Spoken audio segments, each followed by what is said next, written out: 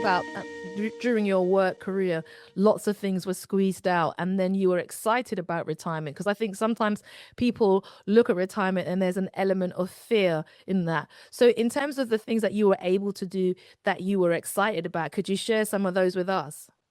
Yeah, so lots of things really. I had been involved in a little charity that's restoring a historic garden near where I live. So I can spend a lot more time involved in that, both in gardening but also in running the charity, which I really enjoy.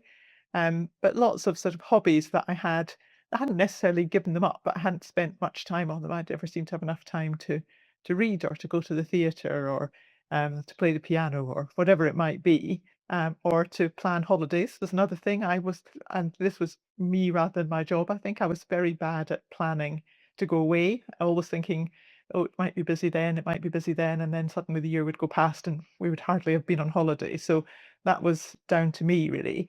I got better in later years, but I had been very poor at that. So I was looking forward to being able to go off, especially having had a job that was very tied to the parliamentary timetable, which is effectively a bit like being a teacher. You can only go in the school holidays. I was looking forward to being able to travel at any time when I wanted to. So that was, there were lots of things that I had either not done or done a little bit of that I was looking Yeah. forward to getting more involved in.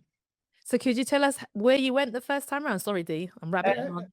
so the first time round, the first sort of big trip we did was actually to France, I think, where we moseyed down through France over a number of days, had our holiday, and then moseyed back up over a few days. And that seemed like a huge treat because up to then it had been finish work, dash to the airport, get on a plane, go, spend our 2 weeks wherever with my phone, usually with my work phone, and then dash back again and straight back to work. So to be able to just sort of head off down there And was that moseying by car, by by car, yes, bicycle? By by car. car, by car, very civilized. And it took, I would say it took us a little while to realize we didn't have great ambitions about traveling the world when I stopped. Actually, my husband's still working part-time. But everybody always says, "Oh, where are you going? Are you off to Yeah. New Zealand or what?" So that made us sort of start to think about where did we want to go. And in fact, in November last year, we went on a trip to Africa, to southern Africa, where we went from the Victoria Falls down to Cape Town overland over 3 weeks. And that was the most adventurous thing we've ever done in our lives. And it was fabulous. So maybe we'll do more of that.